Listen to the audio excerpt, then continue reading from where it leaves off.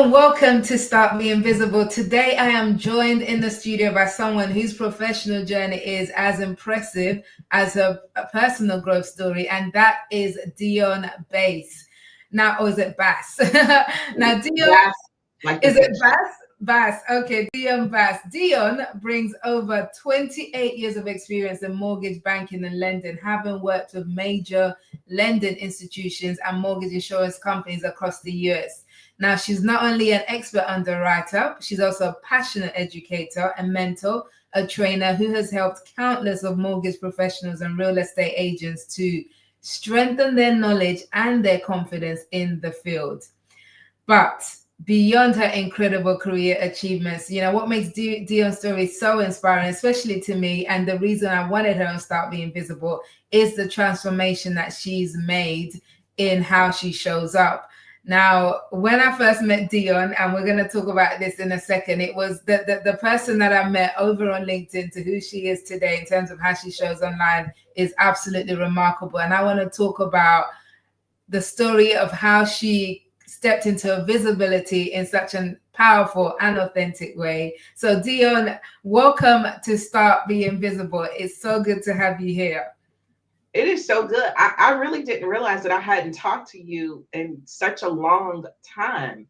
Um, I'm I don't know. This is almost kind of like when you meet like an old teacher from school and you kind of feel like, look at me now. I'm grown. I'm grown. That's kind of how I feel right now because the last time that I was actually with you, I was kind of still like in my toddler stage, really, Mm. really, really unsure. But you were always 100% sure. You were like Dionne. You're just like you're not. I'm trying to remember how you used to say it. You have this beautiful accent, and you're not putting your best foot forward. And I know that you can do it. And I would be like, oh, okay, all right, all right, crazy lady. Yeah, because it was, and I think we were just talking offline and figured out it was 2021 when we first connected on LinkedIn, where you reached out to me and you said, I wanna start being visible, basically. And I want to tell the story about then, and you can explain to our audience why, right? But I think when I first connected with you, you had no profile picture. It was a cartoon character you had, so it wasn't a real image of yourself. It was a cartoon. So, and I was like, I don't know. And the conversations we used to have in the DMs, it was just like exchanges. But I was always kind of like, is this person actually real? Or is this a troll? Or is this like me? I mean, she doesn't have a real photo. It's just a cartoon. And then I think we eventually had a call, and I was like, oh, not only is she real, this is one lady who's full of all this bubbly personality, and she was hiding behind this cartoon character. So tell us, what was that all about? Okay, first of all, it was absolutely hilarious because it was like an avatar. Mhm. And uh, this is the really funny part. I thought that I could hide myself as a brown woman in America by using a brown avatar. That makes absolutely no sense. It's not like the avatar was a different color. And that was what attracted me to you is you were this beautiful brown natural haired woman completely exposed. And notice the word that I just used. I said exposed because we're always hiding. You know what I mean? Because we want to be looked at for what we know and what we've achieved and not, what we look like or what our skin color is. So when I saw you, the first thing that I thought about was, I want to be like her. And I'm not the type of person that idolizes people or that mimics people because I'm my own person, but I really found myself wanting to be like you. You did not care. You were out there, you were on video, you did pictures. I mean, you just did everything. And that's not something that I would have ever done. But you were doing it and so many people were loving what you were doing. I was like, I have to do that. And when you told me to take down my cartoon picture, I felt like you had called my mother a bad name. I was like, um, What can't we look? I think I was like, can't we graduate to that? And you're like, we graduated now, Dionne. So it's so funny that you say that, like you liked working with me because I felt like I fought you the whole way. Yeah, and I'm here for the fight for my ladies, because I'm fighting for your visibility, and that's the thing. It was in our 8 weeks coaching program, so it was over a period of a group coaching program. It was over a period of 2 months, I think it was that you started this transformation. But yeah, I recognized immediately that you had so much to give.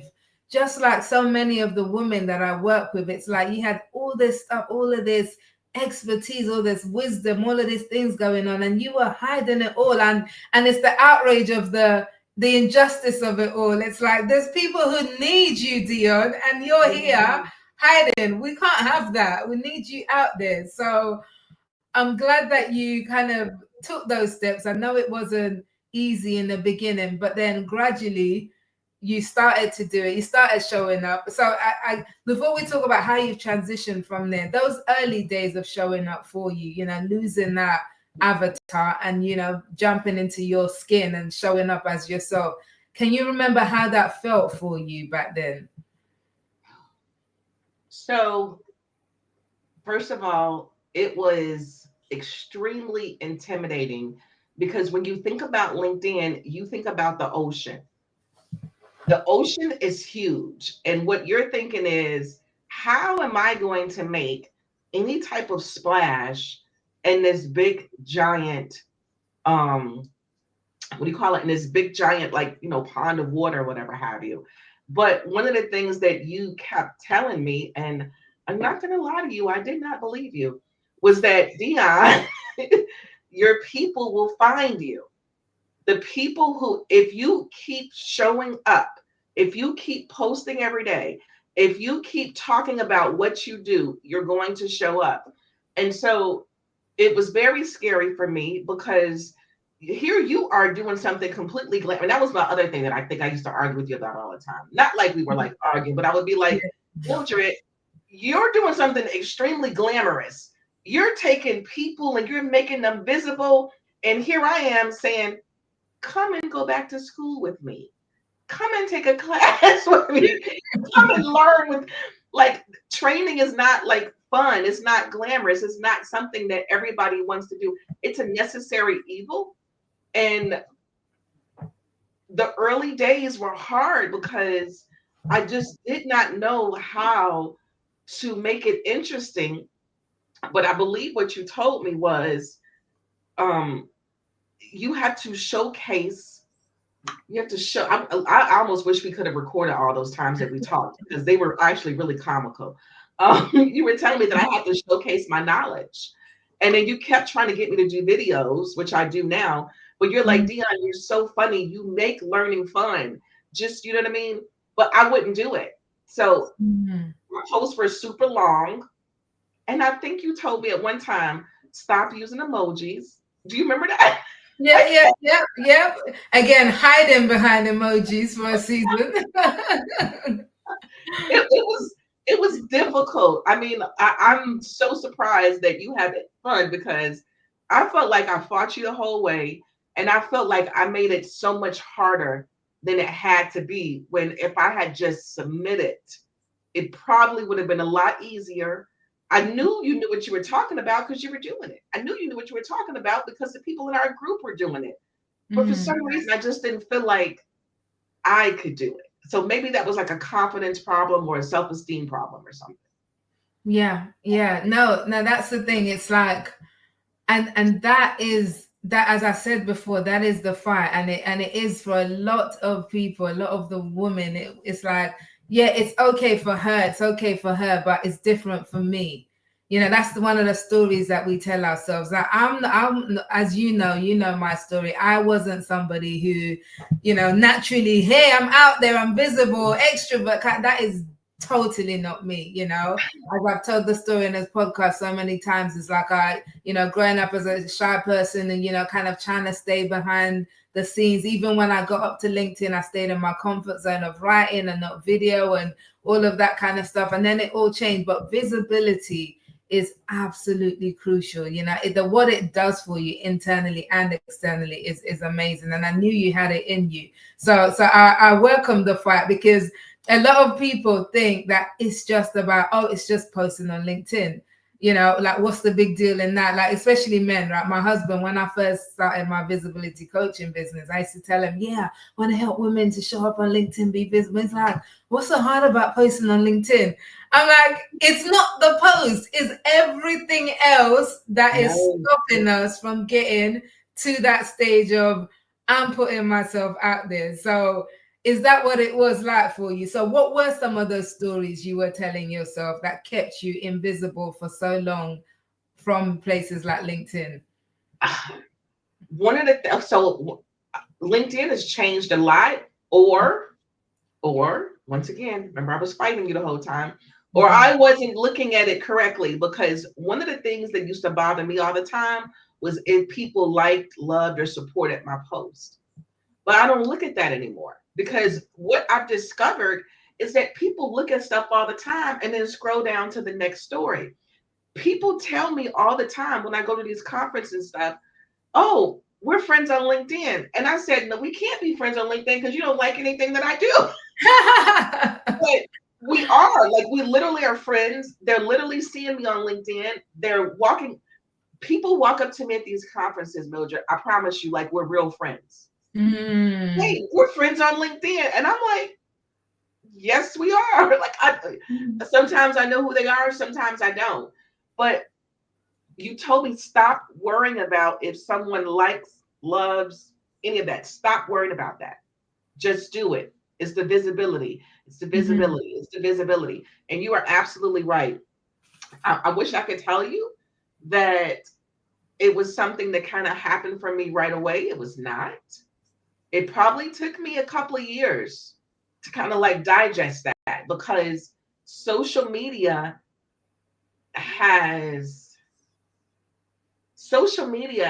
turned us into insecure teenagers, where we're so concerned with who likes us, who loves us, who thinks we're inspiring, who supports us, when the truth of the matter is, why are you on there? And that's what you kept telling me. You are on there to showcase who you are. You are on there to draw the people that need your help to you. And I finally got it. I finally got it. And then here's the funny part, because God is just like so awesome that once you kind of like let stuff go, and then he just starts to send people to you. And so this lady that I know, I'm not going to say her name because she'll kill me. She's on LinkedIn and everything. She's got just like a great presence on there.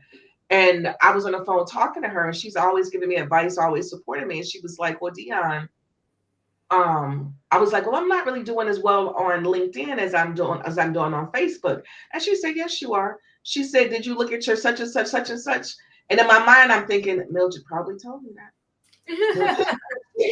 She probably told me to go look over there, but I was too worried about who liked, who loved, who this. So once I got over that, Mildred, I kind of really felt like I was just like, you know what? Whatever. I'm visible. I'm letting people know who I am. I'm letting people know that I'm here. I love that. And that one of the great things about you, Dionne, is that you stayed in the race. You remained consistent, even though it was hard in the beginning, even though you had these doubts, even though you had like, oh, I don't know if it's working. Oh, I don't know what people think of me. You stayed. And as a result of staying, you've evolved so much. You know, you now have like, and like you said, you didn't want to do videos back then. Now, like, you have your weekly videos and your Friday things, and you're popping things out. And what you said about people coming up to you, you know, feeling that they're friends with you, is because your personality comes across so much in your posts. It's like you're you, you know. It's like, and that's the level of authenticity that we all need to get to, where it's like, this is me on camera, off camera, online, offline. So how was that? How did you get to that place of transition? I know it took you, as you said, it wasn't immediate. It took a couple of years. Did something click one day where it was like, okay, this visibility thing is working, or was it more like just the momentum building, and then you just felt free, from there? I would probably say that, and you know what? I almost kind of like when it comes to kind of like business, there's another chick here in the US that does it a lot, and she's a brown girl like us. But I would probably say that I don't know what it is about you brown women overseas.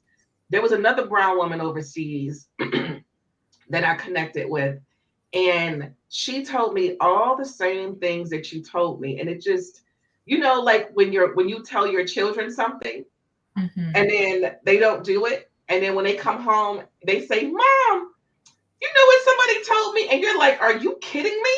I already told you that. I already told you that. So anyway, one of the things that you used to always say to us, and I don't know if you remember this, was that if you don't show up as your authentic self, it's going to be more work later. And I'm Mm-hmm. not saying it exactly as you said it, but what I've learned is if I try and create a post that's extremely professional, and if it does this and if it does that, then I'm going to have to show up like that in person. And I can't do that. I Mm-hmm. am professional, but I'm professional in Dionne's way. I am creative. I am knowledgeable, but I'm knowledgeable as me. So, like ChatGPT would work for me. You Mm-hmm. know, even I wouldn't work for me. I don't talk like that. And I don't want people to think that I talk like that. I want to Mm-hmm. show up as myself so that when they do, I'm doing a breakout session in Nashville next week, and they know who they're getting because I'm the same person all the time. So that was what it was for me. Like a year and a half of writing these posts that were, professional with no opinion. Like I'm not a journalist. I'm a Mm-hmm. mentor. I'm a coach. I'm a trainer. That is not me. I can't keep this up. It's not me. And I just finally said, you know what? You're going to get all these y'alls. You're going to get all these thighs. You're going to get all these arms. You're going to get all this chin. You're going to get Dionne. Mm-hmm. I love that. And that's what people love. People, and the thing is, not everyone's gonna love it. Everyone's not gonna love Dionne. That's okay. Everyone don't love Mildred either. There is nobody that everybody loves. Not even Jesus Christ. He was sinless and perfect. Yes. So so that's the thing. So this whole myth that we try to strive for, like, okay, I want to be liked. I want people to like my post.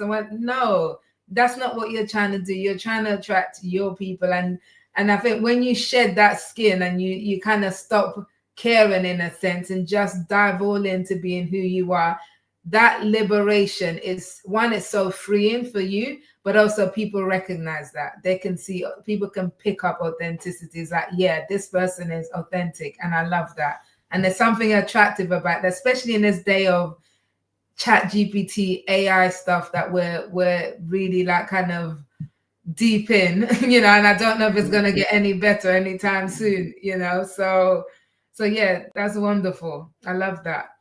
I think that it's going, this is what I say, because remember, I was a fake person 4 years ago. I think that yes, let the chat GPT all day long, because all it does is highlight us.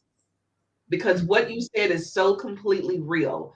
Because I come real, because I come like there is nothing wrong with using chat GPT to create a wonderful schedule for you. Hey, I call my chat GPT KJ. KJ, give me 25 ideas that I can talk about that will make learning more interesting. I take those ideas and then I run with them. But you cannot have chat writing for you because it looks like chat is writing for you. So to me, that's helped me tremendously. Why? Because my posts are short and sweet. Sometimes I have long posts, you know what I mean? But one Mm, of the things that I've learned because I'm a trainer, because I'm a coach, is that people respond better to me when I'm short and sweet. You mm, told me that my audience is going to tell me what they want. They're going to tell me what they like. And that's what they like from me. They like advice, they like webinars, they like videos, and they like it short and sweet. Even on LinkedIn, you would think that on LinkedIn the long ones would do good on LinkedIn for me. They don't. mm, They want it short and sweet. So chat can't tell you that. Chat, that's mm. not something that chat can do for you. Chat can't tell you what your audience will respond to, or what part of you that they like, or whatever have you. So I welcome AI because all you're Mm. doing is enhancing me. Yeah. Yeah. And there is a way to use it to kind of refine and polish your work as opposed to initiate. And I'm going to do probably in this podcast season, I'll do a session on that. But yeah, I do love what you say about just keeping to yourself. So, content wise, then tell us a bit more about the type of content that you share, because as you said in the beginning, you said it's kind of it's not it's a niche content, right? Because it's underwriting, it's like doesn't apply to everybody. So tell us more about the work that you do and how you generate content from that and how you're finding it attracting your audience through LinkedIn with your content. So here's the funny part. I actually had to put my Mildred hat on when it came to content. And once again, it didn't happen right away. Um, and your audience knows you. So they know that you talk about stuff that you've done, places you've been, you talk about your family. And you and I talked about this. You're like, Dionne, you're funny as heck. Your family is funny. Why don't you share that? And I was like, no, you know, I don't even know how to share that. What I have found is that I share myself and sprinkle what I do in there. And let me tell you why. People already know what I do. It does not need to be shoved down their throat every time they see my post. But what I do want them to know is I'm a person. I love to train. I'm encouraging. What else? I've got a 16-year-old who walked right in while I was podcasting. I don't even know if you heard him, and said, "Oh, my fault. Bye, mom. See you later." Like you're still talking. I'm on a podcast. And you see a lot of this on Facebook, because Facebook is a little bit more receptive to like family stuff, whatever have you. But what I've noticed is that like I I advertise my free webinars.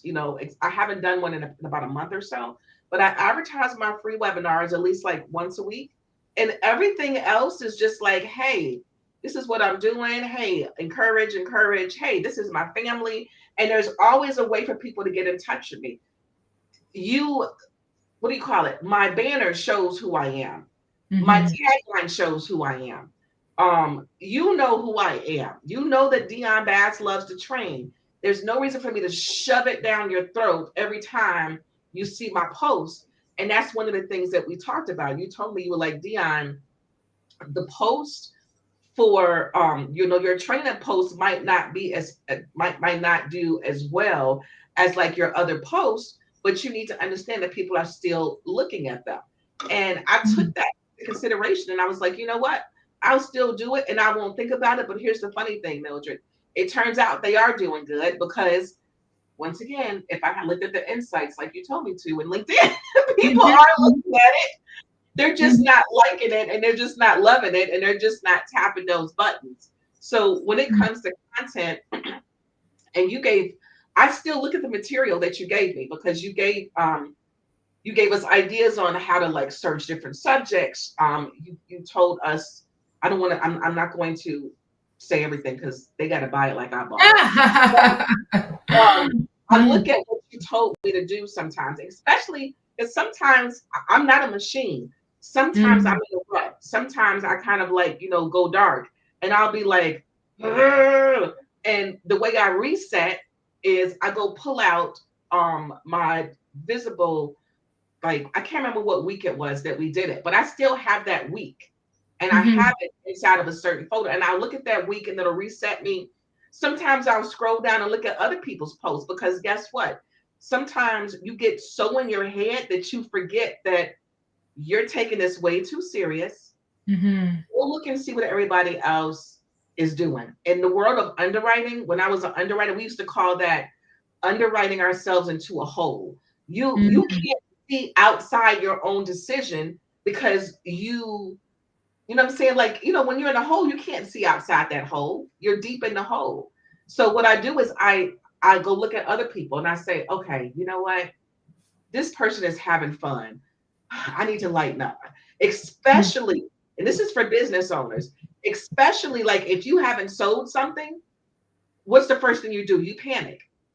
You start posting stuff. You can't do that. You look like you want people to buy and not Mm-hmm. like you're So what, trying to. desperate? Yes. Yeah. Yeah.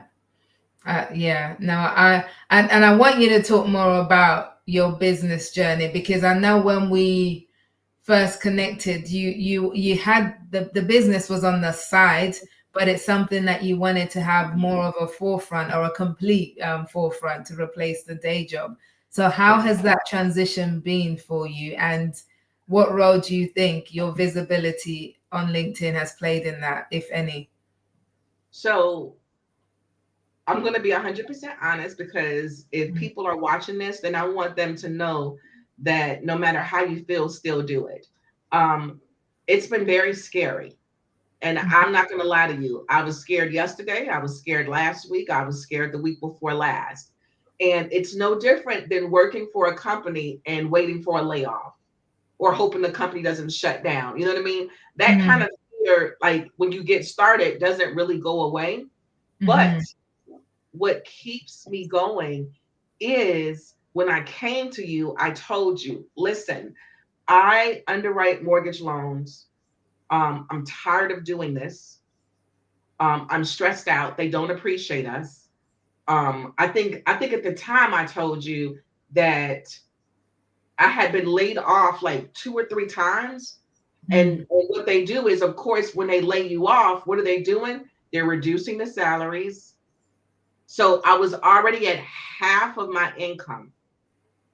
And I'm like, if I'm at half of what I normally make, like I need to, like something has to give. Something I don't like what I'm doing. You're not even paying me what I'm worth.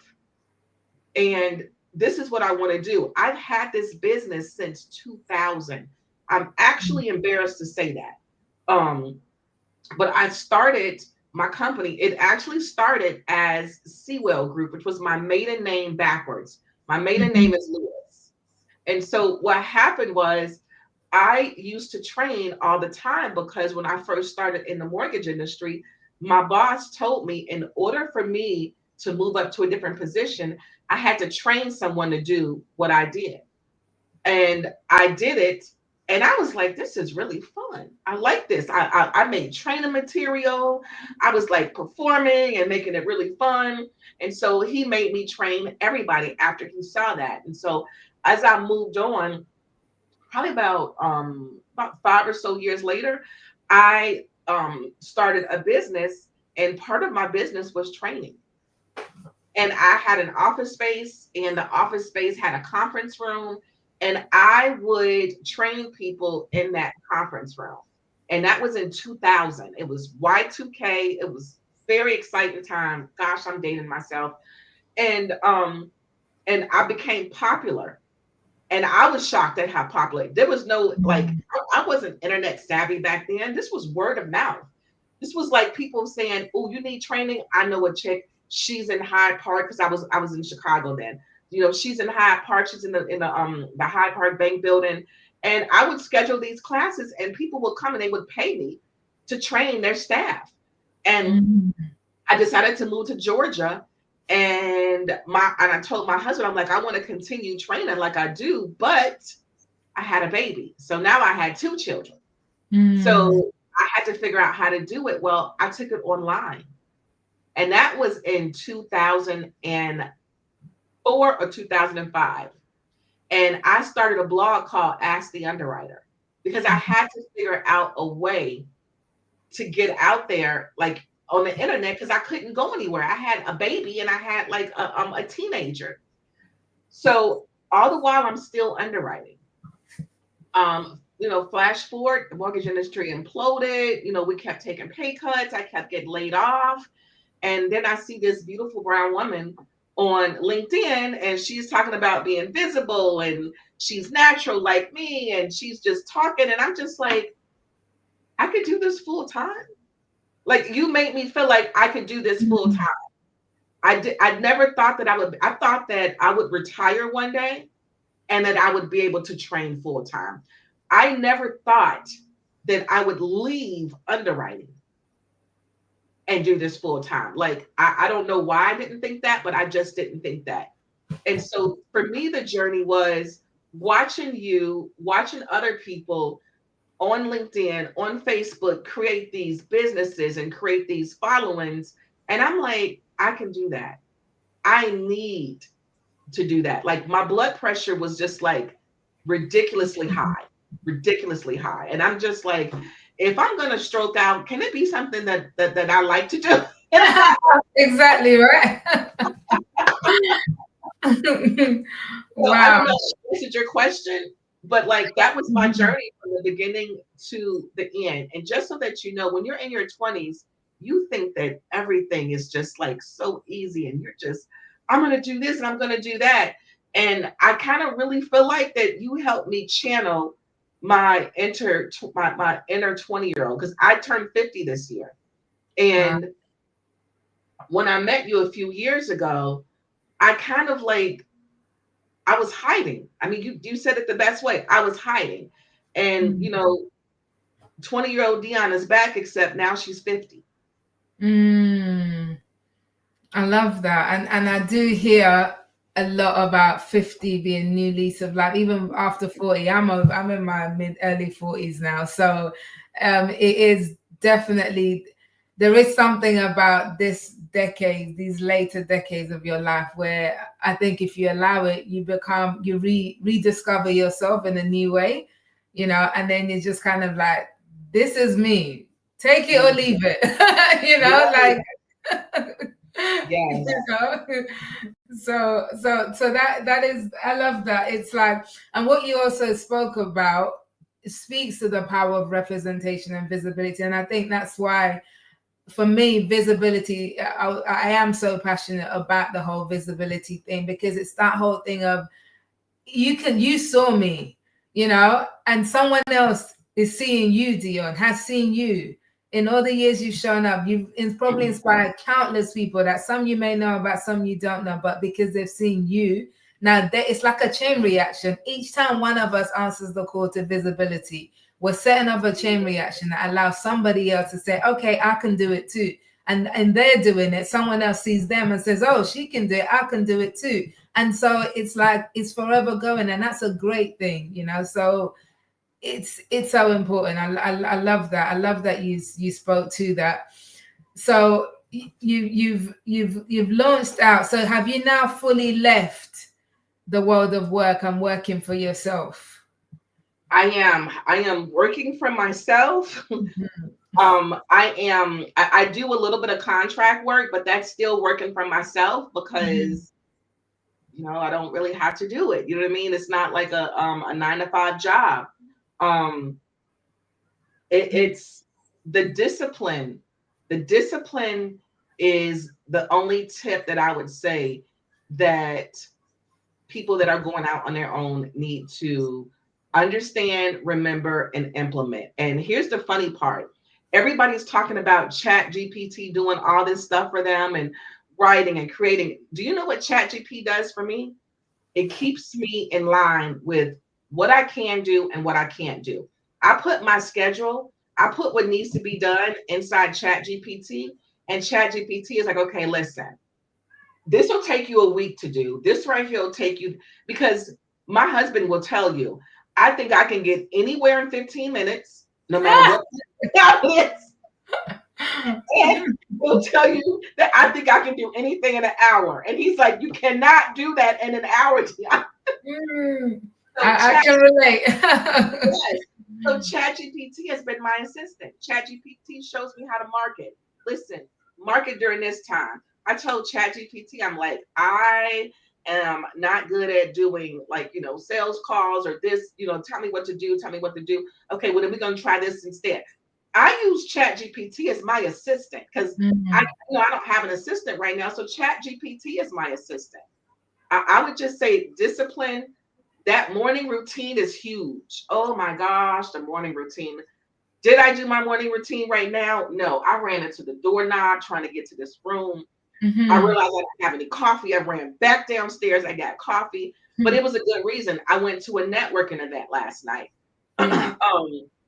which is marketing, according to my friend ChatGPT. Yeah. Okay, Chat. What is your morning routine?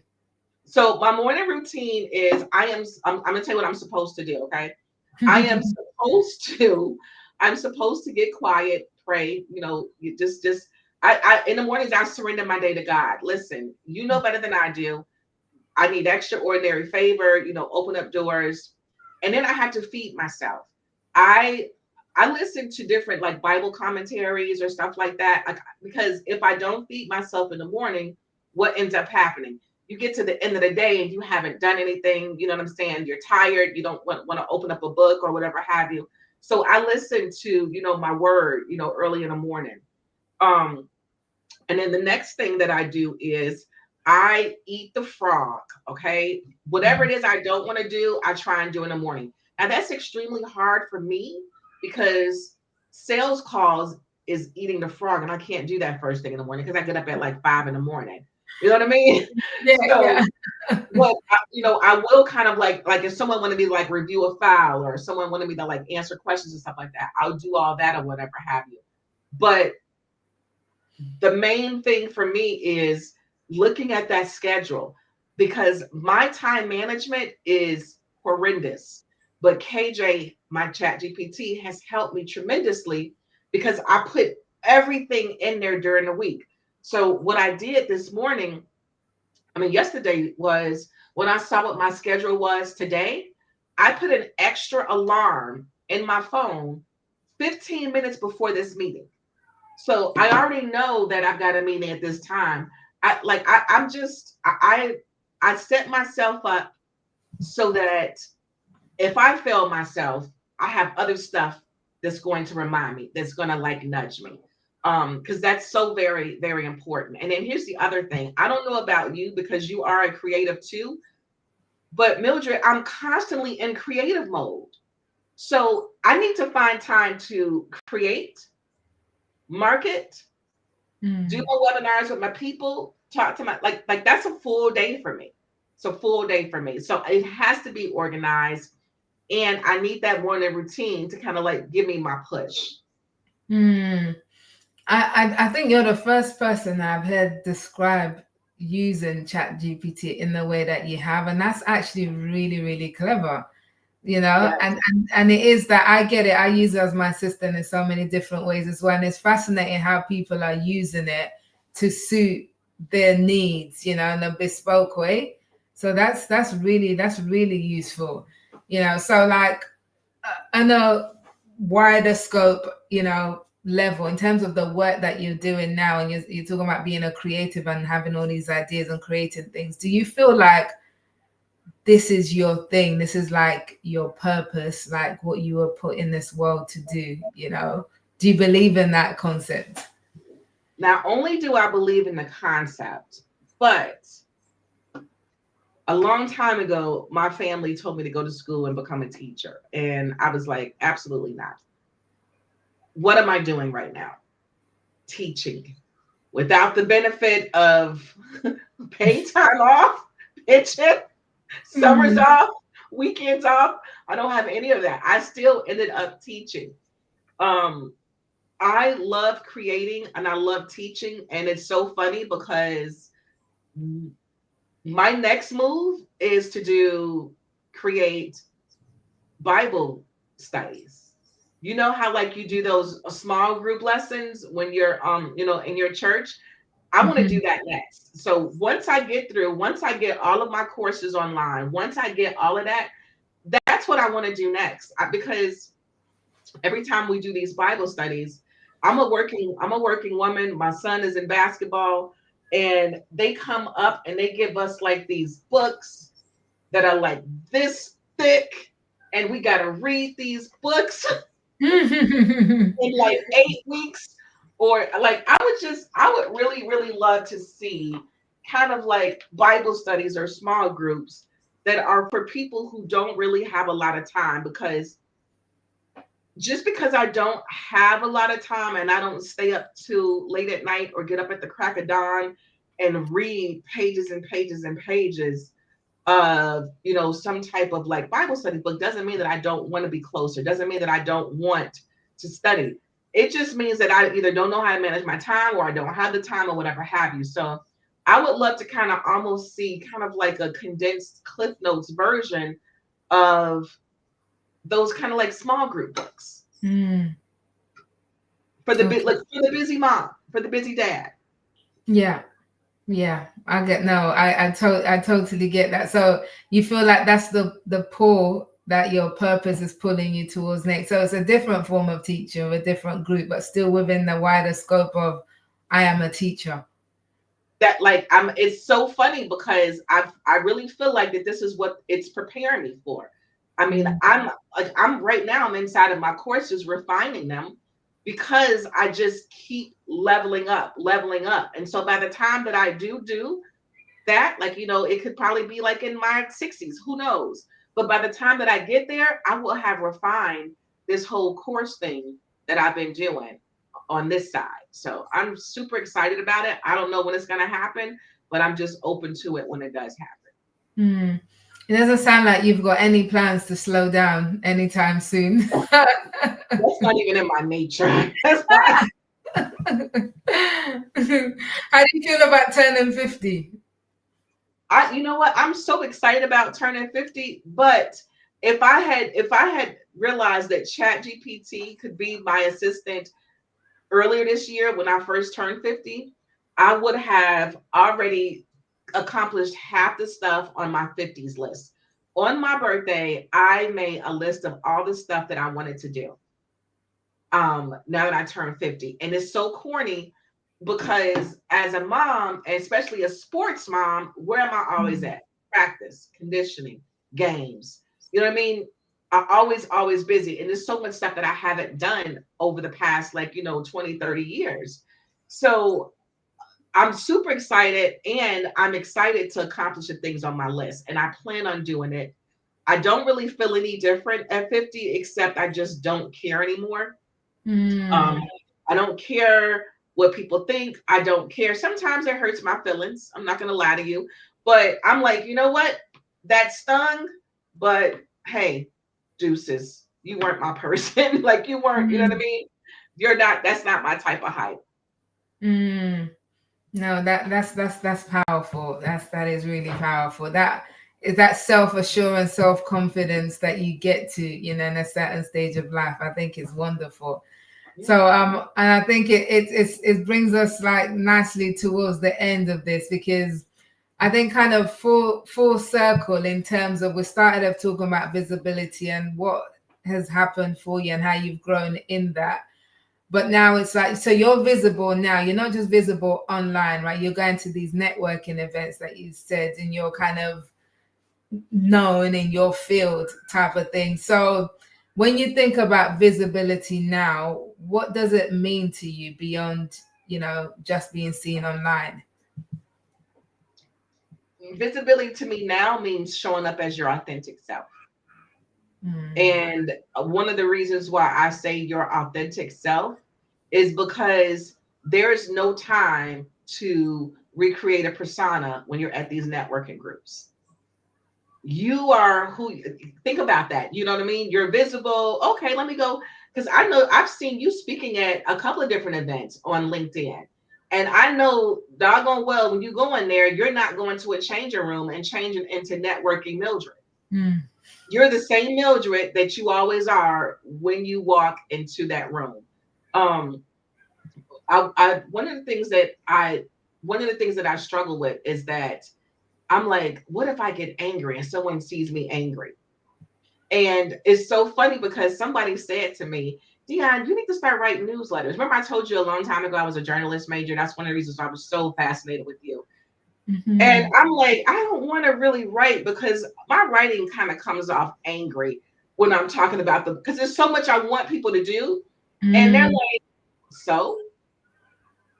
And I said to myself, you know what? If I'm going to show up as my authentic self, then they got to take the good, the bad, and the ugly. And so, with that being said, if there's something that I don't like, or if there's something that I'm not fond of, at first I wouldn't talk about it. I talk about it now. So being visible is showing up. I'm not talking about political stuff.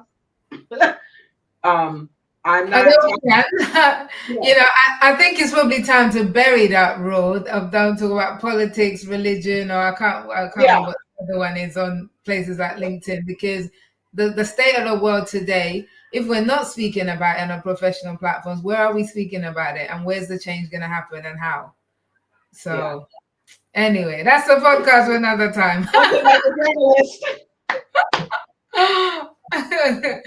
You know, but yeah, bring it all. And that's part of, you cannot build a personal brand without your personality coming through. Yeah. That's what I always say. It's like, and that is all part of it, that authenticity that you speak about. It's just bringing your full self to the table, and just take me or leave me. It doesn't matter to me either way, you know. So it's powerful that you're at that place now in yourself, in your life, in your career, you know. So, but there's someone listening who's at the other end, you know, from where you are. Maybe they have an avatar. So what's the final piece of advice or word that you want to share with them to get them started on their journey to be invisible, liberated, and their authentic self? Contact Mildred and actually do what she tells you to do when she tells you to do it. um, like I just and we laugh about it, but it really is the truth because if you don't feel like you can get out there and do it yourself, then you need to go get help. And you are talking to the thrift store, the clearance section, the on sale queen.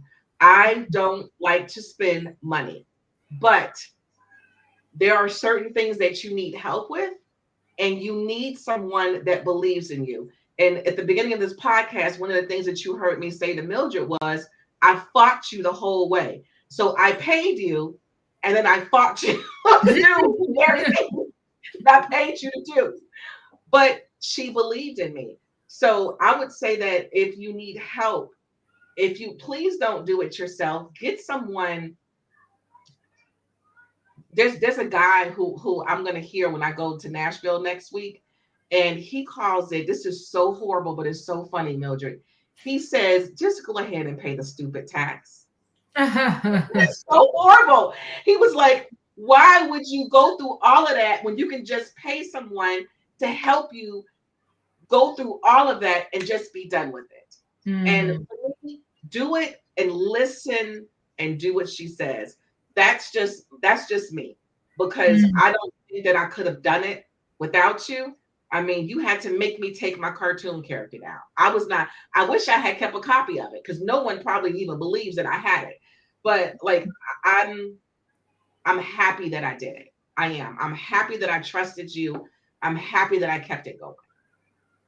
Oh, I love that. And guys, listen, I did not pay Dionne to say that, right? It's all authentic, it's all her. So no, that is wonderful. And as I said, you're one of my proudest, clients, turnover, transformation, in all my years of in this visibility. It's just amazing just to see the journey where you've come from, where you are today, how you're shining, how you're helping people, how you're just you. I love it so much. It's really wonderful. So that is brilliant. And how can we get hold of you, connect with you, do your courses, anything like that? Um, So definitely connect with me on LinkedIn and on Facebook, Dionne Bass. I'm always got my mentor shirt on. Is I think my shirt is black on LinkedIn, but my website is www.asktheunderwriter.net. I gotta get a QR code on this thing behind me. But it's asktheunderwriter.net. If you're in the mortgage industry in the US, or even shoot, I've been training people in the Philippines. Wow. Yes, isn't that not crazy? But reach out to me. Let's talk. I can definitely get you started. Love it, love it. Yes, you can. Please do reach out, and I'll drop all of those in the show notes as well. Dionne, it's been wonderful. Thank you for being here. Thank you for bringing me. I appreciate it. I was so honored when I got your message. Wonderful.